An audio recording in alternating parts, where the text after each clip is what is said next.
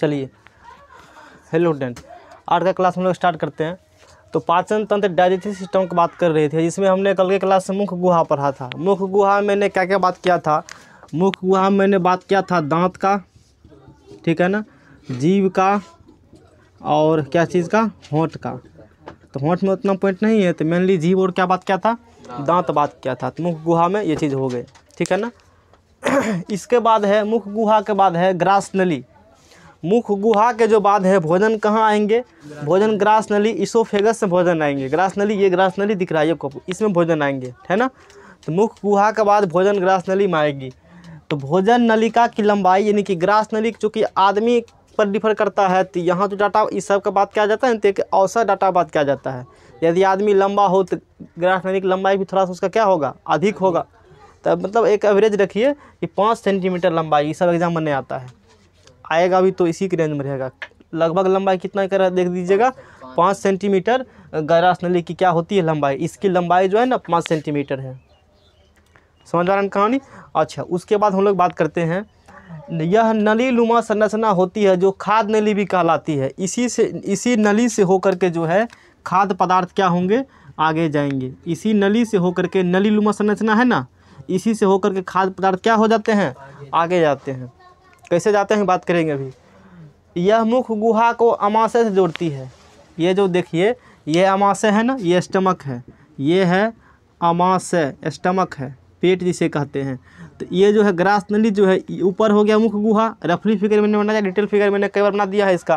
तो ये हो गया मुख गुहा, दिख रहा है ना, ये क्या है बताइए, मुख गुहा है। और ये क्या है, ग्रास नली है, और ये अमाशय है। तो क्या करती है ये नली, यह मुख गुहा को अमाशय से जोड़ती है। मुख गुहा किससे जोड़ती है?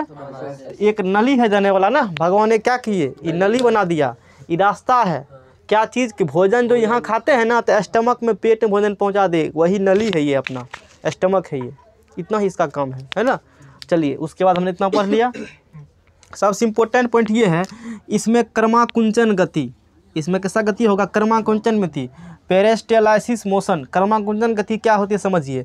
जैसे भोजन खाते हैं ना, देखिए जैसे गला देखिएगा, ऊपर से नीचा देखिए हुआ होगा अभी गला, ऐसे करके देखिएगा तो ऊपर से गला क्या होगा, नीचे हुआ, ऊपर से नीचा दिखा होगा। तो एक कहते हैं कर्माकुंचन गति।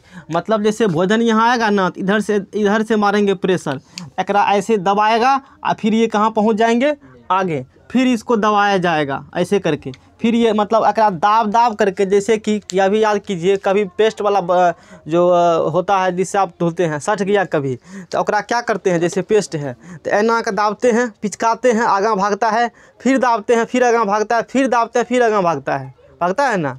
लेकिन मतलब ओका दवा करके कहाँ ले जा रहे हैं, वहाँ तक, आगे तक ले जा रहे हैं। तो उसी को कहते हैं कर्माकुंचन गति। वही गति होता है हमारे ग्रास नली में। यहाँ आएंगे, यहाँ दबाया जाएगा भोजन, यहाँ फिर यहाँ दबाएंगे भोजन यहाँ। तो दबाते दबाते भोजन को मुख गुहा से कहाँ पहुँचा जाता है, स्टमक में। समझे ना कहानी। तो इसी गति को क्या कहा जाता है, कर्माकुंचन गति। इंपॉर्टेंट ऑब्जेक्टिव क्वेश्चन है ना, कि मुख गुहा में क्या होती है, ग्रास नली में क्या होती है, कर्माकुंचन गति होती है, पेरिस्टालसिस मोशन होती है। समझ में आ गया कहानी। भोजन नीचे अमाशय की बढ़ता है, कर्माकुंचन गति होगा, और भोजन नीचे कहाँ बढ़ेगा, अमाशय की तरफ। समझ में आ रहा है कहानी। तो ग्रास नली मैंने बता दिया। अब ग्रास नली के बाद हम लोग क्या पढ़ेंगे, स्टमक पढ़ेंगे। असली खेला होता है 2 जगह, एगो स्टमक में, एगो छोटी आंत में। 2 को असली खेला है, एक स्टमक और एक छोटी आंत। अब मुख गुहा से भोजन ग्रास नली होते हुए कहाँ पहुँच आप आएंगे, अमाशय में। तो नोट कीजिए, फिर अमाशय के बारे में हम बताते हैं। चलिए, तो हम लोग आगे देखते हैं। अब भोजन जो है ग्रास नली से मैंने कहा कहाँ आएंगे, अमाशय, पेट में आएंगे। तो देखिए, समझिए इस चीज़ को। तो अमाशय क्या होता है, स्टमक क्या होती है। अमाशय जो है एक पेशीय अंग है, एक मस्कुलर ऑर्गन है। ये मांसपेशी का बना हुआ है, पेशी अंग इसलिए लिखा हुआ है। अमाशय क्या है, एक पेशी अंग है। अमाशय मोटी भित्ति वाली एक थैलीनुमा संरचना। देखिए ये अमाशय है ना, मोटी भित्ति वाली, यही ना है अपना अमाशय, स्टमक, यही स्टमक जिसमें लादते हैं पसेरी है ना। तो अमाशय मोटी भित्ति वाली, बड़ा मोटा चमड़ा इसका होता है। एक थैलीनुमा क्या होती है, संरचना, बैग नुमा संरचना है ना। बैग, ये गणेश जी कितना बड़ा थैली होते हैं, बड़ा थैली है, पकड़ के 2-4 कुंटल बोझ लेते हैं। हाँ, यह चपटा एवं जे की आकृति की होती है। ये चपटा होगा, देखिए ये है ना बीच में चपटल, और जे की आकृति, जे लिखिएगा तो लगभग कुछ इस प्रकार से आप जे लिखिएगा ना, इसे घुमा करके ऐसे करके मान लीजिए जे ऐसे लिखते हैं, लेकिन ऐसे भी जे मतलब एक तरह से कहा गया है ये कैसा दिखता है, जे की आकृति के समान दिखता है ना। तो यह चपटा एवं जे की आकृति का होता है तथा आहार नाल का सबसे चौड़ा भाग है। देखिए यहाँ क्या लिखा है, लंबा नहीं बोला है, सबसे आहार का सबसे लंबा भाग तो बात करेंगे हम, छोटी अंक के बारे में बात करेंगे उसमें तो बताएंगे। तो यह जो है सबसे चौड़ा भाग है, देखते हैं ना चौड़ाई इसका अधिक है, सबसे चौड़ा यही होते हैं। पूरा आहार नाल कहाँ शुरू होता है, जैसे मैंने बताया था ना, भोजन कहाँ से, भोजन मुख गुहा में डालिएगा, ग्रास में लिएगा, ग्रास नली से भोजन आमाशय यानी कि पेट में जाएंगे, उसका बाद भोजन, ये छोटी अंत बताया है। तो अभी पूरा पाचन तंत्र का फिगर हमने बना रहे हैं, जो पार्ट हम लोग पढ़ रहे हैं ना सिर्फ उसी पार्ट को देख रहे हैं डिटेल में, उसका बड़ा बना करके। तो स्टमक के बाद भोजन छोटी आंत में आती है, और छोटी आंत के बाद फिर बड़ी आंत में जाएंगे, बड़ी आंत फिर ऐसे होते हुए गुदा से क्या हो जाएंगे, अनस्य भोजन मतलब पचा भोजन, जो पचा मतलब पच चुका है, सिट्ठी उट्ठी अगर चलो बाहर हो जाएंगे। आसमंदरण कहानी। अच्छा, तो हमने क्या बताया, यह चपटा एवं जे की आकृति के होती है तथा आहार नाल का सबसे क्या है, चौड़ा भाग है। यह एक और ग्रसिका यानी कि ग्रास नली से खाद्य प्राप्त करता है तथा दूसरी ओर छोटी आंत में खुलता है। यह खाद्य पदार्थ जो भोजन आप खाइएगा ना, आमाशय किससे प्राप्त करेगा, ग्रास नली से, ग्रास नली से भोजन इसमें आएंगे, और ये किस में खुलता है, छोटी आंत में। ग्रास नली से आमाशय जो है छोटी आंत से भोजन प्राप्त करेगा और ग्रास नली में खुलता है ना। ये क्या है बताइए, ये है छोटी आंत, ठीक है ना। ये जो आपको बोर्ड पर फोटो दिख रहा है, ये छोटी आंत है जिसे कहते हैं स्मॉल इंटेस्टाइन, छोटी आंत। ग्रास नली से भोजन लेगा और छोटी आंत में खुलेगा, इतना ध्यान रखना है। अच्छा, भोजन का आंशिक पाचन करना, यहाँ पर भोजन का पूर्णतः पाचन नहीं होते हैं, भोजन के यहाँ पर क्या होगा, आंशिक पाचन होगा। पूर्णतः पाचन छोटी आंत में होती है, बात करेंगे इसके बाद छोटी आंत पढ़ाएंगे। तो यहाँ पर भोजन के क्या होते हैं, आंशिक पाचन करना, आंशिक पाचन होगा भोजन का, ठीक है ना। उसके बाद सबसे इम्पोर्टेंट आप जठर रस के बारे में पढ़ाएंगे। इसके बाद जठर ग्रंथि निचले भाग में पाई जाती है। स्टमक में क्या पाई जाती है, जठर ग्रंथि। निचला भाग देख रहे हैं ना आप, निचला भाग यहाँ पर जो है, यहाँ पर जठर ग्रंथि पाई जाती है, जठर ग्रंथि, ठीक है ना। जठर ग्रंथि निचले भाग में पाई जाती है। जठर ग्रंथि से निकलता है कौन रस, जठर रस। अभी जठर रस के बारे में डिटेल में बात करेंगे। स्टमक में क्या पाए जाते हैं निचले वाले भाग में, जठर ग्रंथि। उसी जठर ग्रंथि से निकलता है जठर रस। असली खेला जठर रस ये स्टमक में करते हैं, वही तो मेन खेला करेंगे, क्योंकि पाचन क्रिया में तो ग्रंथि ही सहायक होते हैं। तो अब जठर रस बारे में बात करते हैं, जठर रस क्या होती है। इसमें कुछ खास पॉइंट नहीं है। मोटी आमाशय क्या होता है, मोटी भित्ति वाली थैलीनुमा संरचना होती है, चौड़ा होता है, चपटा यानी कि चौड़ा जे आकृति की होती है। ग्रास नली से भोजन लेगा, छोटी आंत में खुलेगा, मांसपेशी का बना अंग है। यहाँ भोजन का आंशिक पाचन होता है।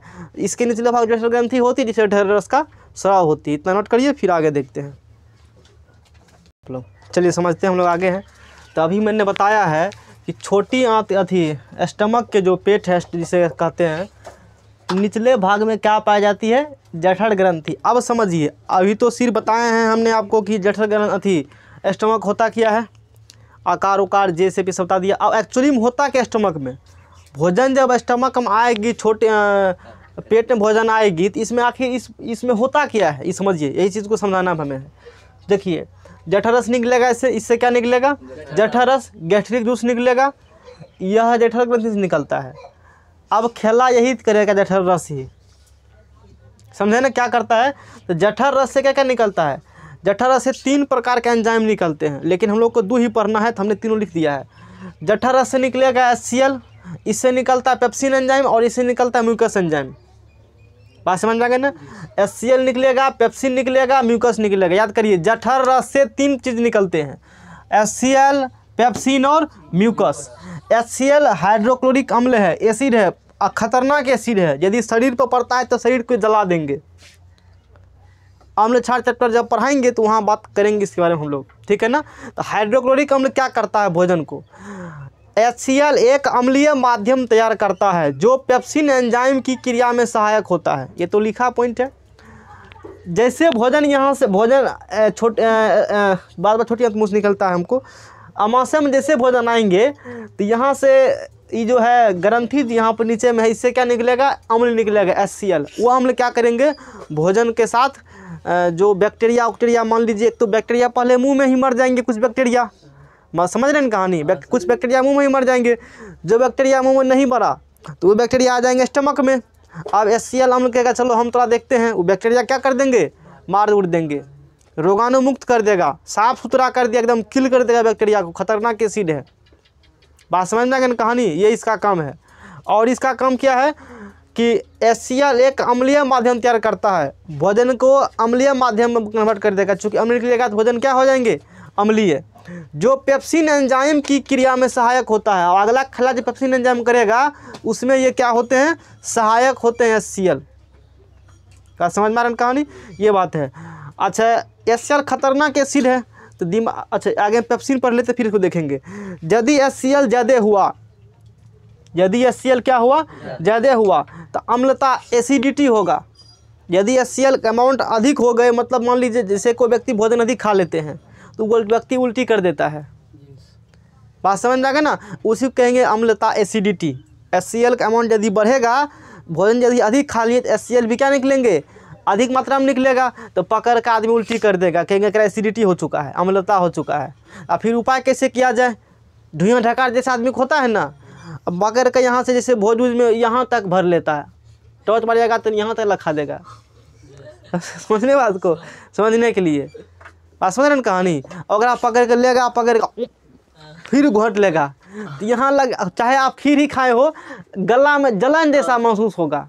गला में कैसा महसूस होता है, या बकरियों कर दिया, तो एक उपाय क्या है मान लीजिए, एक उपाय ये है, इसको मार्केट में कहता है कि छोटका मोटा डॉक्टर की इनो पिला दो, एगो क्या पिला दो, इनो है क्षारीय। देखिए इनो क्या है, अम्ल प्लस क्षार बनेगा लवण और जल, उदासीन हो गया वो।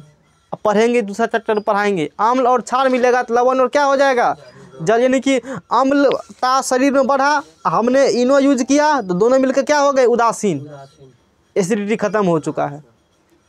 बात समझ में आ गई कहानी। तो HCl अमाउंट ज़्यादा होगा तो अम्लता एसिडिटी जिसे कहते हैं, दूर करने के लिए उपयोग किसका किया जाता है, इनो का। समझ में आ गई कहानी। चलिए इतना बात HCl बारे हमने पढ़ लिया, और भी पॉइंट्स हैं HCl। अच्छा, पेप्सिन एंजाइम क्या करता है, प्रोटीन का पाचन करेगा। समझ में आ रहा है कहानी, याद कर लीजिएगा। इससे निकला था ना पेप्सिन एंजाइम, ये क्या करेंगे तो प्रोटीन को पचा देगा। आप जब भोजन खाएं ना, भोजन में प्रोटीन पाए जाते हैं ना, तो प्रोटीन को पचा देगा कौन एंजाइम, पेप्सिन एंजाइम। तो प्रोटीन को पाचन करता, हमें इतना रखना है।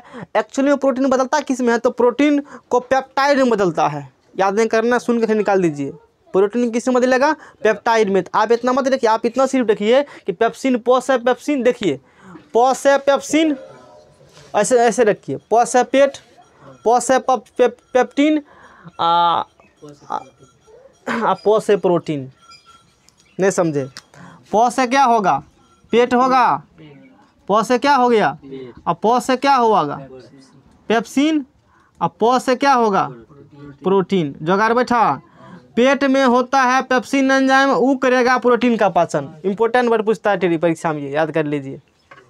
पेट में क्या होते हैं, पेप्सिन एंजाइम निकलेगा ना, जठर ग्रंथि से निकलता है ना, पेट में होते हैं पेप्सिन एंजाइम, निकलेगा वो करेगा प्रोटीन का पाचन। याद हो गया होगा, समझे ना बात को। अच्छा, एक एंजाइम और निकलते हैं, रेनिन कहते हैं। ये हम लोग को पढ़ना नहीं है, लेकिन एक्स्ट्रा में लिखा दिया कि हो सकता है भाई समझो, कुछ आप बता दीजिएगा। एक एंजाइम और निकलता है जठर ग्रंथि से, जिसे कहते हैं रेनिन। क्या कहते हैं, ये करता है दूध का पाचन, मतलब दूध को दही में बदलता है। रेनिन एंजाइम दूध किस में बदलते हैं, दही में। आदमी का जैसे उम्र ढलता, कुछ इंटरेस्टिंग बताएंगे अभी हम, जैसे आदमी की उम्र ढलता है, जैसे मान लीजिए हम ही लोग दूध खाए हैं, दूध खाए हैं ना, तो वो दूध कहाँ जाएगा, पेट में जाएंगे, तो दूध बदल जाएगा किस में, दही में। दूध बदलेगा दही में, तो वो काम कौन करता है बदलने का, रेनिन एंजाइम। उससे अच्छा हो, शरीर को मेहनत करना पड़ रहा है दूध को बदलने के लिए दही में, इससे अच्छा आप दही ही खाइए और अच्छा रहेगा। तो आदमी के जब उम्र बढ़ जाते हैं तो उतना अच्छा से मशीन और काम नहीं करता है, उसको दूध का यूज़ कम करना चाहिए, दही का यूज़ अधिक करना चाहिए। क्योंकि वो दूध का यूज़ करेंगे तो फिर उसे पचने में क्या होगा, वो दिक्कत होगा। और दही कीजिएगा यूज तो रेनिन को कम करना नहीं पड़ेगा, ऑलरेडी वो दही में ही है। बच्चे को देखिए, जो दूध पिया बच्चा होता है छोटा सा, वो भर दिन दूध पीते रहता है ना, और न से बोकरेगा ना तो फटल फटल दूध, फटल फटल दही टप से निकलता है ना, क्योंकि आपने दूध पिलाया था, निकला दही। ये कैसे खेला हो गया? ओरेनी ने खेला है, दूध की किस्म बदल दिया दही में। समझ रहे हैं कहानी? अच्छा, ये बात है। एक और सुनिए इधर, एक और सुने होंगे, जैसे गर्भवती महिला, ये कहा जाता है कि बच्चे जो होंगे वो स्टमक में होगा। कहा जाता है ना कि बच्चे स्टमक में, पेट में होते हैं, पेट में बच्चा स्टमक में नहीं होता है। समझ रहे हैं कहानी? गर्भाशय अलग अलग, इसके नीचे गर्भाशय होता है, वहाँ पर होते हैं। यदि मान लीजिए यहाँ पर बच्चे रहेंगे तो यहाँ से कौन एंजाइम निकलेगा? HCl। हड्डी को, वो हड्डियों को गला देगा, मतलब खतरनाक एसिड होते हैं ना। HCl की करेगा? उसको, बच्चे को पूरा गला उला करके माध्यम से शरीर से बाहर कर दे। लो, अरे इसमें तो खाना दे रहे हो, इसमें तो क्रिया हो रहा है, इसमें कैसे रहेगा? ये तो नहीं सोचो ना, तुम लोग को पता नहीं, जानकारी नहीं है, समझे ना कहानी? तो उसके लिए अलग से क्या होते हैं बने हुए? गर्भाशय होते, वहाँ पर होते हैं। पढ़ेंगे हम लोग नेक्स्ट चैप्टर में, बात समझ में कहानी। तो यहाँ पर बच्चे नहीं होते, ध्यान रखिएगा। यदि यहाँ पर होगा तो यहाँ से कौन निकलता है? HCl enzyme. वो थूड़ थाड़ करके पकड़ के पचा उचा के शरीर से क्या कर देगा? वो बाहर कर देगा। तनी दिमाग सोचिए, HCl निकलता है ना, वो तो खतरनाक जलेगा, शरीर पे गिरेगा, शरीर को HCl जला देंगे। अच्छा, एक चीज सोचने वाली बात है, जब यहाँ से HCl निकला, हमने कहा कि स्टमक के दीवार से HCl का स्राव होता है, स्टमक के दीवार से HCl का स्राव होता है, तो फिर स्टमक काहे न जलता है? सोचने वाली बात है ना। ऐसे मार्केट से HCl आप ले लीजिए, बहुत इंटरेस्टिंग टॉपिक है, और शरीर पर दीजिए तो चमड़ा के जला देगा वो। फिर यहाँ काहे न होता? हमारा लहरता फिर कहाँ? हम लोग का लहरता कहाँ? आखिर चल क्या रहा है? आखिर भगवान ओकरो उपाय कर दिए हैं। कहता है जैसे HCl निकलेंगे ना, तो एक क्या बन जाता है? म्यूकस का झिल्ली। म्यूकस HCl से आमाशय की सुरक्षा, HCl निकलेगा ना, उस HCl से स्टमक, पेट की सुरक्षा कौन करता है? म्यूकस। कौन सुरक्षा करता है? जैसे खाना आएगा तो HCl निकलेगा ना, HCl। तो एक देख लीजिए यहाँ पर, ये सब साथ साथ होता है। एक म्यूकस नामक परत बन गया है, लेयर बन चुका है। ये देखिए म्यूकस नामक, ये वाला, ये कलर से देखिए, ये म्यूकस नामक क्या बन चुका है? परत बन चुका है। समझे ना बात को? तो ये जो खाना ऐसी आया तो HCl निकलेगा, तो यहाँ पर म्यूकस नामक क्या बन चुका है? परत। म्यूकस नामक परत बन चुका है, तो अब आमाशय की, पेट की से क्या हो जाएंगे? रक्षा हो जाएगा। बात समझ में आ गई कहानी? पेट को यहाँ पर कुछ होने वाला नहीं है। ये बात समझ में आ गया होगा। क्वेश्चन वर्ड पूछता है एग्जाम में, बहुत इंपोर्टेंट क्वेश्चन है कि स्टमक में जो HCl निकलेगा, तो उस HCl से पेट की रक्षा, आमाशय की रक्षा कौन करता है? कहेंगे म्यूकस करता है। उसकी रक्षा कौन करेंगे? म्यूकस करेंगे रक्षा। अच्छा, भोजन जो है स्टमक में, भोजन 4 घंटे तक आमाशय में रहता है, लंबे समय तक सबसे भोजन यही रहते हैं। ये कहीं लिखा है, ये पॉइंट हमने पहले लिखा होगा, समझ रहे हैं कहानी? तो भोजन यहाँ पर 4 घंटे तक रहते हैं स्टमक में, यहाँ पर भोजन 4 घंटे तक आमाशय में रहता है। यहाँ जब भोजन रहते हैं ना, तो उसको काइम कहा जाता है। मुंह में रहेगा भोजन, मुंह से भोजन जाएगा ग्रास नली में, तो उसको बोलस कहा जाता है। लार मिला हुआ लफजल उफजल रहेगा, ओकरा बोलस कहते हैं। स्टमक में भोजन जो आएगा उसको काइम कहा जाता है। बात समझ में आ गई कहानी? कभी मान लीजिए उल्टी करते हैं, खाना गया उल्टी हो गया, तो वो काइम निकला है अंदर से। कुछ हो खाइए तो अंदर में चूंकि HCl है, भोजन अम्लीय हो चुका है स्टमक, पेट में, उल्टी आप करिएगा, चाहे कितना अच्छा चीज़ खाइए, तो गला में जलन सा महसूस होगा। नाक से कहेगा कि खा लिए थे कि पकड़ के जला दिया नाक को। ऐसा कभी फील हुआ है? तो बच्चा में खूब होगा, अब कम होता है, अब थोड़ा कंट्रोल हो चुका है ना। पहले पकड़ के दे देता होगा काला से टंकी में, अब बोकर देता होगा। जैसे मार्केट में थे ना हम, तो जैसे एक रूम मालिक थे, रूम मालिक खा लेते थे बहुत अधिक, और ना हमारा फिर वो पचा लेता था, मतलब नीचा से ऊपर गया मुंह में, और फिर वो ओकरा चिबा चिबा करके फिर अंदर दे देता था। कहते थे केहन दुनिया में आदमी है, एक से एक आदमी सब है। समझ रहे ना कहानी?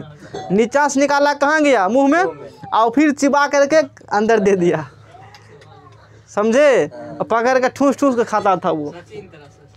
तो ओकरा से अब कभी मिलेगा तो पूछ सकते हैं कि जलनो होता है? कहेगा हाँ जलन तो होता है। समझे ना बात को? एक बार नीचे बता देते हैं कि इसमें हुआ क्या, समझिए। जठर ग्रंथि से क्या निकलेंगे? जठर रस। स्टमक के निचले भाग में पाया जाता है जठर ग्रंथि, वहाँ से निकलेगा जठर रस। जठर रस से 3 चीज़ निकलेगा, HCl, पेप्सिन, म्यूकस। HCl भोजन को अम्लीय बनाते हैं कि रोगाणु कीटाणु सबको मार देंगे।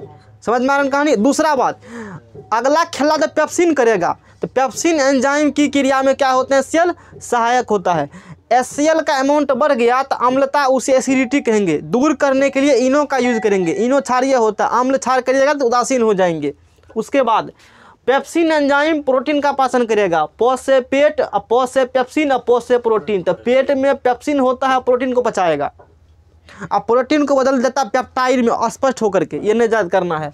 म्यूकस क्या करेगा, चूंकि HCl निकला, पेट जल जाएंगे तो म्यूकस नामक एक परत बन जाती है जिससे स्टमक की सुरक्षा होती है। तो म्यूकस क्या करेगा, HCl से अमाशय की सुरक्षा करता है। एक एक्स्ट्रा मैंने बता दिया कि रेनिन एंजाइम बारे में। रेनिन दूध को पचाता है, मतलब दूध को बदलता है दही में, दूध को दही में बदलता है। अच्छा, भोजन यहाँ पर रहते हैं 4 घंटे तक, भोजन 4 घंटे तक अमाशय में रहते हैं। जब यहाँ रहेगा भोजन तो उसको कईम कहा जाता है। अब कल के क्लास में बात करेंगे छोटी आंत, फिर बड़ी आंत, फिर बाहर निकाल देंगे भोजन को। आज कितने रखते हैं।